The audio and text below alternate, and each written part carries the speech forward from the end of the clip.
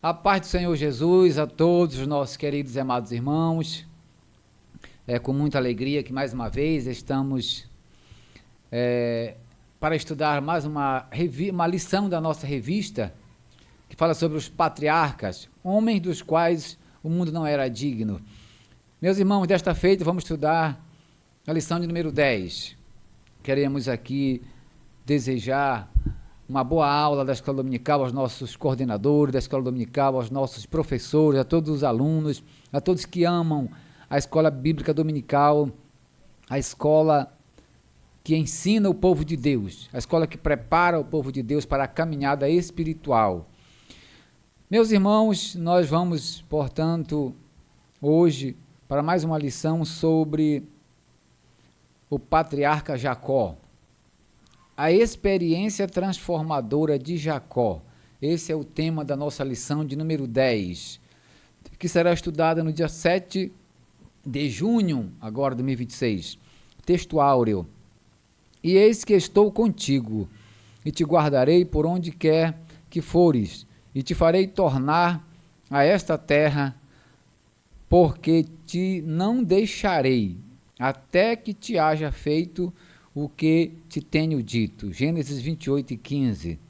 A verdade prática, que é muito importante, também diz assim: após o encontro com Deus, Jacó é transformado. Ninguém sai da presença do Senhor da mesma maneira.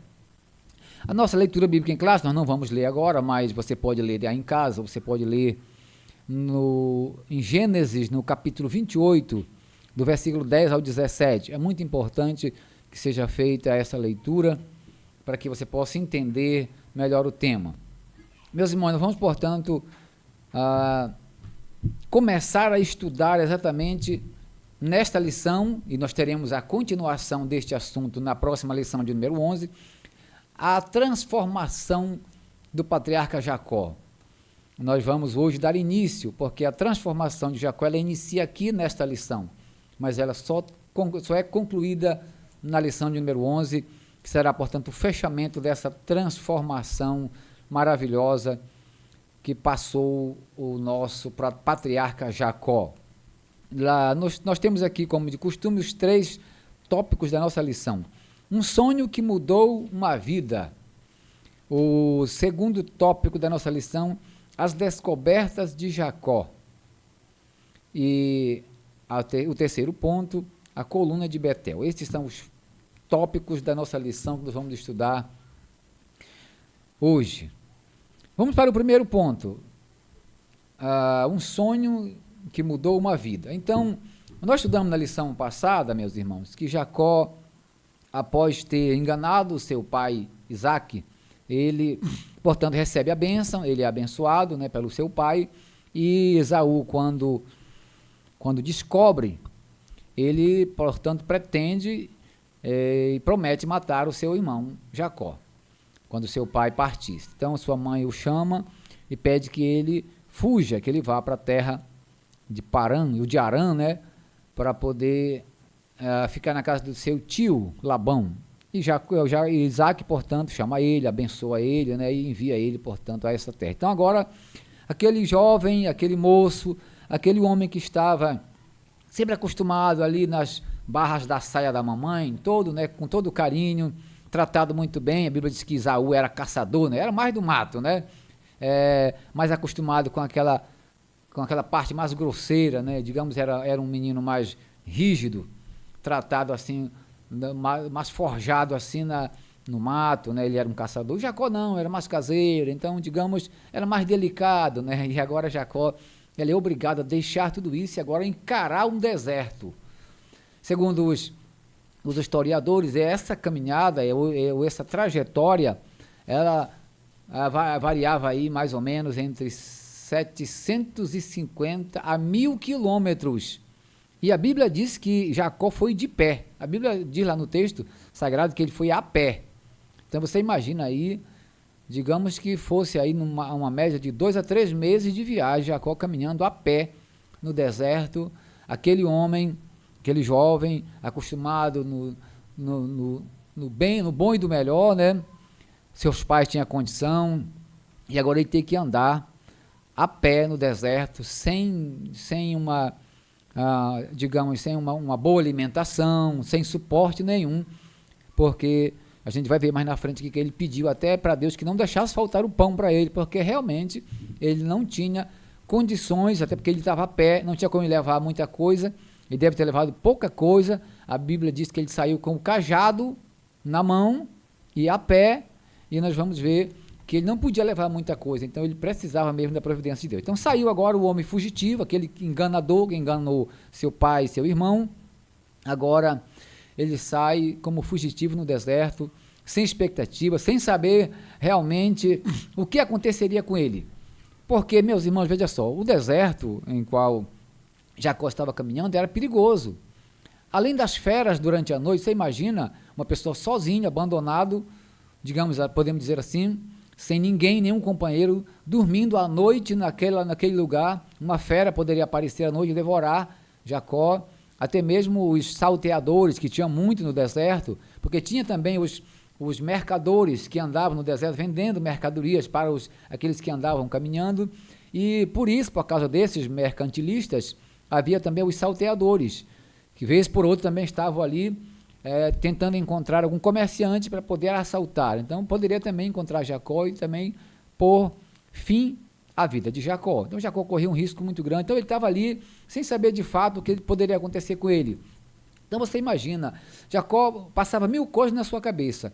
Depois de enganar seu irmão e seu pai, ele estava com certeza agora pensativo, desanimado, aqui perdido, sem saber de fato, com 1000 coisas na cabeça, a sua consciência acusando, e agora pequei contra meu pai, pequei contra meu irmão, né, pequei contra Deus. Então aquele homem que era realmente o dono da promessa, que a gente vai ver aqui, agora ele estava sem uma direção, sem saber de fato o que deveria acontecer com ele. Então, exatamente com esse pensamento na cabeça, né, pensando 1000 coisas, talvez até achando que Deus não estava com ele, porque realmente ele tinha pecado, tinha feito coisas muito ruins, inclusive enganar o seu pai. A Bíblia mandava já nos 10 mandamentos honrar pai e mãe, e ele não tinha honrado o seu pai, então ele estava realmente atravessando uma aflição interna dentro de si. Talvez se acusando, né, a sua consciência acusando e achando que Deus realmente talvez não estivesse mais com ele, e quem sabe até achando que a promessa de Deus na sua vida não se cumpriria mais. Porque como é que Deus vai cumprir a promessa na vida de uma pessoa, de um enganador, de um mentiroso? Afinal de contas, ele, além de mentir, enganou seu pai e seu irmão. Então, isso era o que estava acontecendo com Jacó. Ele estava nessas circunstâncias. E aí diz aqui, ele chegou, portanto, andou o dia todo, e aí chega um momento que a Bíblia diz aqui que o sol já tinha se pondo, já tinha se escondido, né? Chegou a noite, e Jacó, a Bíblia diz que ele foi dormir e não tinha um local adequado para dormir. Ele vai deitar no chão e pega uma pedra. Veja só, com certeza na casa dele ele tinha um travesseiro macio que a sua mãe preparava, né, para ele. Agora ele vai ter que deitar sobre uma pedra. Seu travesseiro é uma pedra, algo duro, desconfortável. O comentarista fala isso no livro de apoio, totalmente desconfortável, algo duro, difícil.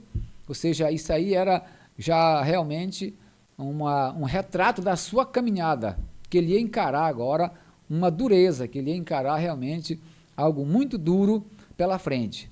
E ele dorme, cansado da viagem, coloca sua cabeça sobre esta pedra e dorme.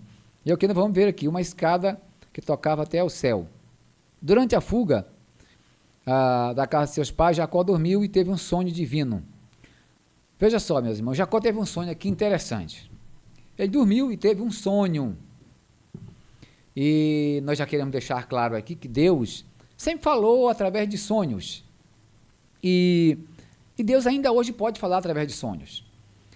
Agora, precisamos abrir um parênteses aqui para deixar muito claro que nem todo sonho que a gente tem é uma revelação divina. Tem muita gente aí que acha que cada deitada que ele dá, ele vai ter uma revelação divina, um sonho divino. Ele deita 365 noites por ano e ele acha que cada uma noite que ele dormir, ele vai ter um sonho divino, de revelação divina para ele. A nossa maior revelação, irmãos, precisa ser entendida. É as Escrituras, a palavra de Deus. Naquele tempo, Deus se revelava com mais frequência as pessoas através de sonho. Por quê? Porque a Bíblia Sagrada, a palavra de Deus ainda não estava completa. O Antigo Testamento ainda não estava completo. Jacó, aqui nesse caso, se observa que nem o Pentateuco ainda estava pronto.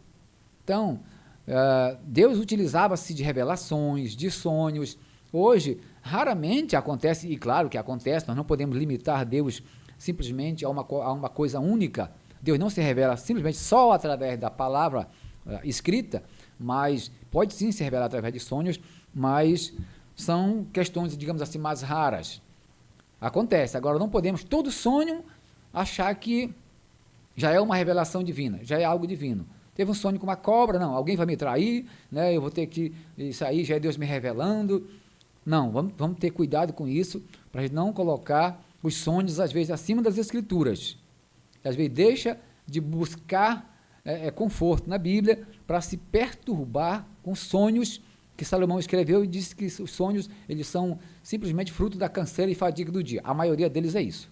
Simplesmente fruto da nossa canseira diária. Então, Jacó teve um sonho aqui diferenciado, um sonho divino. E sonhou com uma escada, uma grande escada. Em outras versões não brasileiras, chama de rampa, uma rampa grande que subia, tocava aos céus. Se você for ler no texto sagrado, vai dizer que foi posto, deixa eu ver aqui o versículo, sonhou, versículo 12, da leitura bíblica em classe, sonhou que, e eis que era posto na terra uma escada, cujo tocava os céus, e que os anjos de Deus subiam e desciam por ela, e que o Senhor estava em cima dela, e disse o Senhor. Então veja só, ele sonhou com essa escada, pode ser também uma rampa, no original não está dizendo escada, então, mas pode ser uma rampa, pode ser também traduzido como uma rampa, como se fosse, digamos, a rampa do Palácio do Planalto, né, em Brasília, aquela rampa grande. Era mais ou menos isso que Jacó viu. Aí no português foi traduzido por escada, mas pode ser também entendido como uma rampa, coisa parecida. E veja só, ele observou que nessa escada ou nessa rampa, que foi posta na terra, então observe para a gente começar a entender isso, que tem um significado todo especial, essa escada não era da terra, ela foi posta na terra para dar acesso à terra. Então essa escada, ela servia para quê? Para dar acesso dos céus à terra, da terra ao céu. A Bíblia diz que os anjos subiam e desciam nessa escada, por essa escada. E o Senhor estava lá em cima, no topo da escada. E o Senhor falou com Jacó. Quando você vai ver essa escada aqui no livro de João, Jesus falou sobre isso. Veja o que diz aqui, olha, algo interessante.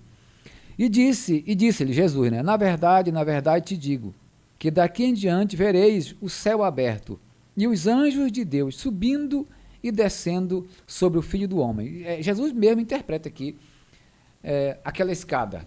Aquela escada, meus irmãos, ela era e é o próprio Filho de Deus, o próprio Cristo, que foi posto para fazer essa ligação entre a terra e o céu. Cristo foi aquele que desceu para abrir, a Bíblia diz, um novo e vivo caminho. E nesse caminho, a Bíblia diz, aqui o próprio Jesus falou, que os anjos desciam e subiam e desciam nele, no Filho do Homem, Filho de Deus. Porque a Bíblia diz que os anjos, eles estão para servir aqueles que hão de herdar a salvação. Através de quê? De Cristo. Então, todo esse processo foi Cristo quem abriu essa ligação, que abriu esse espaço para que houvesse essa interação entre terra e céu. E foi posto na terra a escada, a Bíblia diz. Então, Cristo não era da terra, assim como a escada não era da terra, foi posta na terra. Cristo, ele foi posto na terra, mas ele não era da terra. A Bíblia diz que o Verbo se fez carne e habitou entre nós, mas depois, esse Verbo, depois da sua ressurreição, ele retorna aos céus. Então, Cristo, que foi colocado aqui, né, que é o símbolo dessa escada, é uma figura, né, uma antítese. Aquela escada seria um antítipo, né, um tipo, né, de Cristo, aquela escada. Então, Jacó viu essa escada subindo e descendo, e Deus falou com ele. Então, veja só, no topo dessa escada, lá em cima, estava quem? Estava o Senhor. Então, exatamente, Cristo fez essa ligação entre a terra e os céus, mas lá em cima, nos céus, estava o Pai, o Deus Todo-Poderoso, que o próprio Cristo se comunicava com ele, orava e pedia a ele para que ele fizesse as coisas, as suas obras aqui na terra. Então, essa escada fazia ligação entre a terra e o céu, e continua fazendo hoje através do Espírito Santo. Afinal de contas, ele disse que ia rogar ao Pai para que enviasse o Consolador. Então, ele viu essa escada e chamou a atenção Jacó, porque o Senhor falou com ele, né? Nessa escada que estava o Senhor no topo, o Senhor falou assim: eu, o Senhor, o Deus de Abraão, teu pai. Interessante que o texto aqui é Deus de Isaac. Deus chama aqui a Abraão de o pai de Jacó. Claro que o pai de Jacó era Isaac, mas o pai, sim, da promessa, o pai em descendência, porque Deus não tem neto, né? Na palavra de Deus não existe a palavra neto. Deus não tem neto, Deus só tem filho, né? Então, ele utiliza a palavra aqui, pai. Assim como você foi com Abraão, teu pai, o Deus de Isaac, esta terra que tu estás deitada, eu te darei por semente. Então, Deus fez, irmão, aquele Jacó que achava que estava abandonado por Deus. Isso me chama a atenção, porque às vezes a gente se acha, né, que está passando por um momento tão difícil, às vezes até achando que Deus nos abandonou. E aí Deus está por perto, Deus não nos abandona. Deus está conosco, né? A Bíblia diz que mesmo quando nós somos infiéis a Deus, Deus ainda permanece fiel para conosco. Deus tinha uma promessa na vida de Jacó. Deus não iria abandonar Jacó.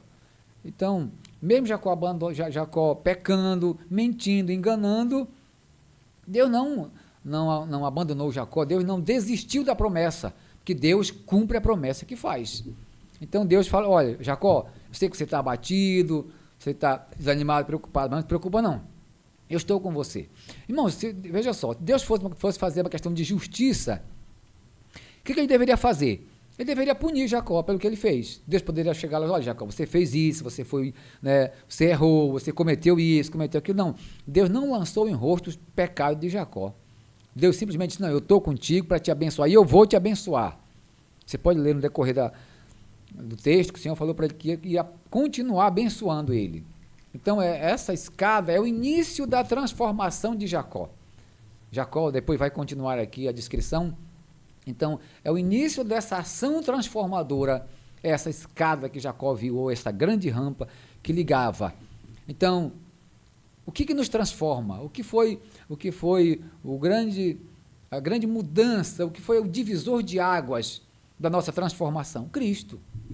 Cristo foi quem nos transformou através do seu sacrifício vicário na cruz. Então, por isso que essa escada também simboliza o próprio Cristo. Então, o segundo subtópico, Deus apresentou-se em sonhos a Jacó. Nós já falamos sobre isso, né? Em seu sonho, Jacó não somente viu os anjos de Deus, mas Deus apresentou-se a ele. O que nós já falamos, no topo da escada estava lá o Senhor para falar com ele. As promessas de Deus a Jacó. Veja só as promessas que o Senhor fez para ele. Aquele que achava que estava abandonado, que Deus não estava mais com ele porque ele pecou. Então é natural que quando o ser humano, o servo de Deus peca, e nós estamos sujeitos a isso, a gente fica preocupado. Meu Deus do céu, né? O que foi que eu fiz? Né? Deus agora vai me abandonar, Deus vai me desprezar, Deus me abandonou, não está comigo mais. Não, saiba que Deus está conosco. Só nos resta pedir perdão dos nossos erros, dos nossos pecados quando cometemos, porque o Senhor continua conosco. Então, as promessas de Deus a Jacó. Deus revelou-se a Jacó em sonhos e fez promessas. Primeiro, prometeu dar-lhe a terra. O Senhor falou para ele: esta terra que você está deitada sobre ela, essa terra será sua.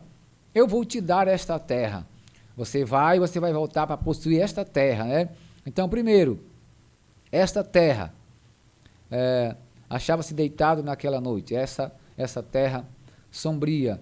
E depois promete a sua semente, que a sua semente seria tão numerosa como o pó da terra, e que ocuparia os 4 cantos da terra, do ocidente, o oriente, ao norte e ao sul. Em seguida, repetiu a promessa que fizera a Abraão, Isaac, e a tua semente será como o pó da terra. Interessante mesmo, essa promessa que Deus fez a Abraão, repetiu a Isaac, repetiu a Jacó, dessa semente, essa posteridade me chama a atenção, porque Gálatas fala sobre isso, Paulo falando sobre essa questão no capítulo 3, versículo 16, diz assim, olha, ora, as promessas foram feitas a Abraão e a sua descendência. Aí diz assim, olha, não diz as descendências, como falando de muitas, mas de uma só, e a tua descendência que é Cristo. Então isso é interessante, nós já falamos aqui em outras lições, que essa descendência que o Senhor falou, prometeu tanto, essa descendência de Abraão, de Isaac, de Jacó, é exatamente aquela promessa feita em Gênesis 3:15, a semente da mulher, e essa semente da mulher não seria simplesmente os homens como um todo, mas seria aquele que viria, o Cristo, o mediador. É o que Paulo está dizendo aqui. Não está falando aqui das tuas posteridades ou das tuas descendências, não, a tua descendência. E Paulo está explicando aqui que essa descendência era Cristo. Então veja que aquilo que seria o maior na promessa do Senhor, na vida dos patriarcas, o maior de todos seria o Cristo, que ele seria realmente o cumprimento total daquela promessa. Então já Deus faz aqui essas promessas, renova as promessas que já havia feito a Abraão e a Isaac, né? O segundo ponto, segundo tópico da nossa lição, as descobertas de Jacó. Jacó descobriu neste sonho, ele descobriu 3 coisas. Jacó descobriu a presença de Deus, Jacó descobriu a casa de Deus, e Jacó descobriu as portas dos céus. Meus irmãos, a nossa verdade prática, ela diz assim, olha, ninguém, na última parte, ninguém sai da presença do Senhor da mesma maneira. Por isso que eu disse que a transformação de Jacó, ela já começa aqui, apesar de que só é completada, né, ela só é finalizada na lição de número 11, no próximo capítulo 32, né, de Gênesis, mas aqui já começa essa transformação. Jacó ele começou a descobrir isso, começou a abrir os seus olhos, depois que ele viu que o Senhor estava com ele, que o Senhor não abandonou, mesmo diante das suas falhas, isso começou a abrir a mente de Jacó, ele começou a entender tudo. Então ele descobriu a presença de Deus, descobriu a casa de Deus e descobriu a porta dos céus. A presença de Deus. Depois de despertar do sono, Jacó disse, na verdade, o Senhor está neste lugar e eu não sabia. Veja só, meus irmãos, me lembra muito do que Jó falou. Jó disse, eu conheci apenas de ouvir falar, mas agora os meus olhos te vejam, os meus olhos agora te veem. Então veja só, o neto de Abraão, o filho de Isaac, não conhecia a Deus ainda, não conhecia a Deus direito. Ele disse, Deus estava aqui, eu não sabia. Mas como assim ele não sabia? Abraão e Isaac não tinham ensinado a ele sobre isso? Ele agora, irmãos, ele tem uma experiência pessoal, é disso que ele está falando. Não foi que ninguém ensinou para ele, agora ele viu, agora ele entendeu isso na prática. Ele disse, não, realmente Deus está aqui. E eu tinha dúvida disso, né? E eu não sabia. Ele estava vivendo um dos piores momentos da sua vida, fugindo do seu lar em direção à casa do seu tio, correndo risco de ser morto por Esaú. Exatamente, Esaú também poderia muito bem mandar os seus servos, né, a caminho e encontrar com Jacó e também destruí-lo, matar. No entanto, é nesse momento de adversidade que Deus revelou-se e mostrou que a Jacó não estava sozinho. Quando Jacó acordou, ele se encheu da graça de Deus. Ele disse, não, Deus está aqui, eu não estou sozinho não estou abandonado, Deus está aqui, eu não sabia. Isso é muito lindo, porque Deus está realmente, meus irmãos, conosco e perto de nós, bem pertinho de nós, seja qual for a circunstância. Jacó descobriu a casa de Deus. Jacó ficou tão impactado com o sonho, com a revelação que de Deus em sua presença, naquele lugar, que exclamou com grande clamor, quão terrível é este lugar. Esse terrível aqui não tem nada a ver com aquilo que nós entendemos hoje. Terrível, algo assim, aterrorizante, não. Jacó está falando aqui de algo magnífico, algo esplendoroso, né? Algo tão especial que fugia do comum, do natural, glorioso, né? Quão terrível é este lugar. Este não é outro lugar, senão a casa de Deus. Interessante, irmão, não tinha parede, não tinha teto, não tinha cobertura, não tinha nada, mas Jacó disse, não, mas isso aqui é a casa de Deus aqui. A casa de Deus, irmãos, é qualquer lugar. A Bíblia diz que do Senhor a terra é a terra e a sua plenitude. Então Deus, ele está em todo canto, porque a terra, a Bíblia diz que os seus pés estão sobre a terra, os céus é a sua morada e a terra é os cabelos dos seus pés. Então ele está em qualquer lugar. Se você buscar ao Senhor e clamar a Ele, onde você estiver, até no ventre da baleia, Jonas clamou por ele estava lá. Então Jacó disse, Senhor, estava aqui, eu nem sabia, mas Ele está aqui. Ele está aqui comigo hoje, está aí com você, onde você estiver. O Senhor está aí, talvez você não saiba, mas Ele está aí, do seu lado. Busque a Ele, seja qual for a circunstância que você estiver passando a dificuldade, mas Ele está aí também. E Jacó disse, Ele está aqui, eu não sabia disso. Pois é, hoje nós estamos sabendo disso. Nós estamos reforçando isso aqui para você que nos ouve. O Senhor está aí perto de você, está aí com você. Clame a Ele porque Ele está aí. Seja em qual for o lugar que você estiver, o Senhor está bem pertinho de você. Ele disse, aqui é a casa de Deus. A casa de Deus é a morada dele, em qualquer lugar. O Senhor está lá, porque tudo é dele. Ele está em todo lugar, ele é onisciente, é onipresente, é onipotente. Jacó descobriu a porta do céu. Sabemos que uma porta é uma abertura através da qual temos acesso a determinado ambiente. Na Nova Aliança, conforme nos revela a palavra de Deus, a porta de acesso é quem? Agora é Cristo. Jesus disse lá no capítulo 10 de João, eu sou a porta. Se alguém entrar por mim, salvar-se-á. Entrará e sairá e achará pastagem. A porta que Jacó viu, Jacó entendeu que era a porta, de fala lá nos seus escritos, na palavra de Deus lá, foi revelada através de Cristo. Cristo se revelou, aquela porta que dava acesso. Essa porta agora é Cristo. Essa porta foi materializada na pessoa de Cristo. Hoje não há outra maneira de chegar-se a Deus. Ser transformado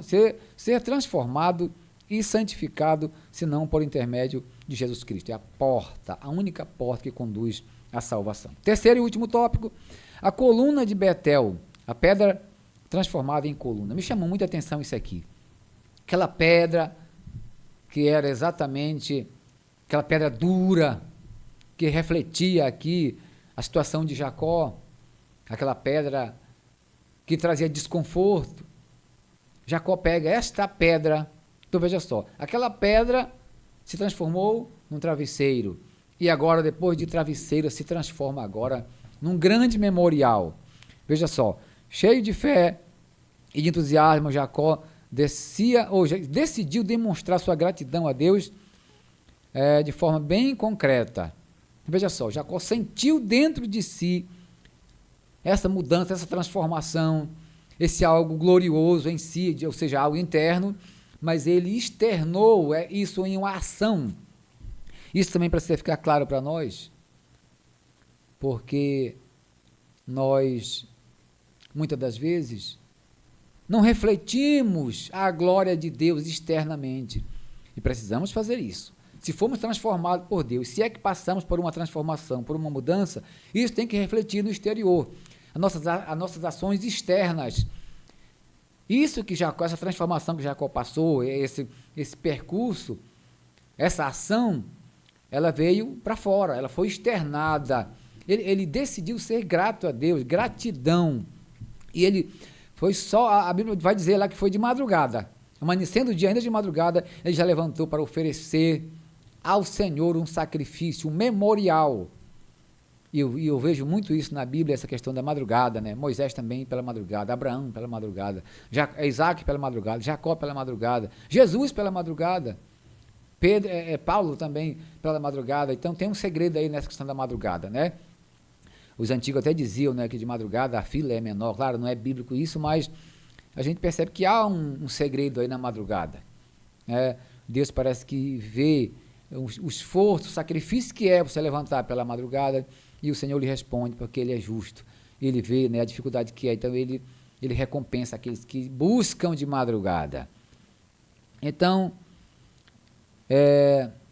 ele pega esta pedra, né, diz aqui, ele vai oferecer aqui um memorial, um sacrifício. Se levantou de madrugada e tomou a pedra e que lhe servira de travesseiro, e a levantou com uma coluna que serviria de um memorial ao Senhor. Me chama muita atenção isso, que aí diz aqui, ó, Jacó derramou azeite sobre a pedra e apelidou aquela pedra de Betel. Antes aquele lugar ali era chamado de Luz, ele agora coloca o nome de Betel, que significa casa de Deus.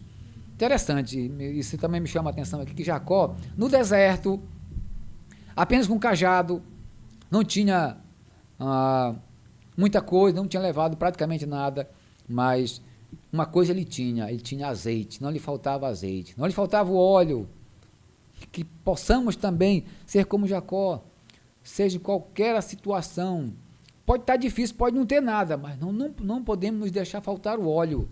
Jacó tinha óleo para fazer o seu sacrifício ao Senhor Deus, ele tinha óleo, que você também, que nós possamos sempre ter o óleo para o nosso sacrifício ao nosso Deus. E o óleo para nós hoje, o azeite, representa a presença do Espírito Santo. O voto de gratidão a Deus. Veja só, após se consagrar a coluna de Betel, Jacó fez um voto a Deus, movido pelo sentimento de fé e de profunda gratidão. Isso aqui, irmãos, é muito importante. Gratidão, fé e gratidão, essas duas palavras devem ficar bem gravadas na sua mente. Você que nos ouve, que nos assiste, grave essas duas palavras, fé e gratidão.